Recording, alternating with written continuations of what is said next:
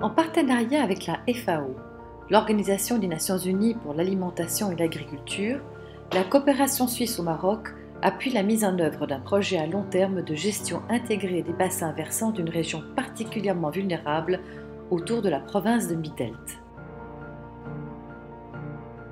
Sur un périmètre de 100 km, concernant environ 50 000 personnes, comprenant les campagnes et le centre urbain de Midelt, la Suisse veut assurer la continuité d'un projet déjà mis en place il y a 5 ans par la FAO et le Commissariat des eaux et forêts, à travers le contrôle de l'érosion des sols, la gestion intelligente des ressources en eau, la lutte contre la déforestation, la création d'emplois et l'amélioration des conditions de vie des collectivités locales, notamment celles des femmes et des jeunes. Des femmes vulnérables à la pauvreté, des femmes divorcées, des femmes veuves et des mères célibataires. Merci pour les FAO et la Suisse qui les fait comme ça, il aide les femmes pour nous, parce que les femmes elles sont contentes qu'ils a vendu le miel, les femmes toutes contentes de travailler avec moi.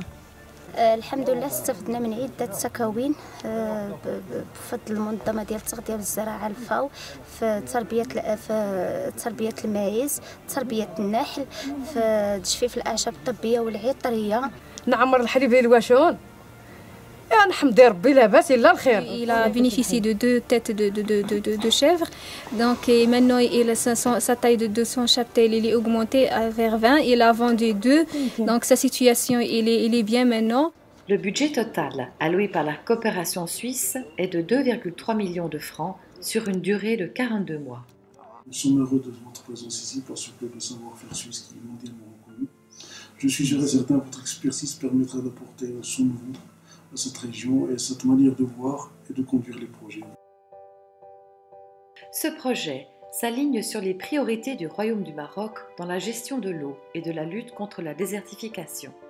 En effet, une étude menée à l'échelle nationale montre qu'environ 55% des 20 millions d'hectares des bassins versants sont exposés à l'érosion. Le premier facteur, c'est le surpâturage. Il est causé surtout par les nomades. Donc ce surpâturage ne laisse pas les plantes se développer normalement, notamment celles qui sont reboisées par les eaux et forêts. S'ils entrent ici dans ces zones, les troupeaux vont manger les arbres, l'investissement est perdu et donc il n'y a pas une viabilité du projet. Alors il faut travailler tous ensemble de façon participative pour assurer que tout le monde ait disons, des possibilités de survivre, donc les citoyens et aussi les nomades. Et parmi les solutions qui ont été effectivement proposées, c'est l'aménagement de la plaine de Midelt du point de vue sylvo-pastoral et trouver une solution de soulagement à l'amont du bassin versant. Désormais, grâce à la réhabilitation de plantes anciennes, du reboisement à grande échelle, de la création de projets générateurs de revenus, l'espoir d'un avenir moins contraignant est de retour. À gauche, c'est une parcelle témoin avant l'installation de cette parcelle, donc avant le projet. Et bien, à l'intérieur de la placette, vous voyez comme quoi la végétation autochtone, il a commencé à reprendre. Le chêne vert, il a bien réussi. Donc, et c'est un moyen efficace de lutte contre l'érosion hydrique. Ou en tout cas qui a de la pluie, tu trouves les citoyens qui disputent là-bas.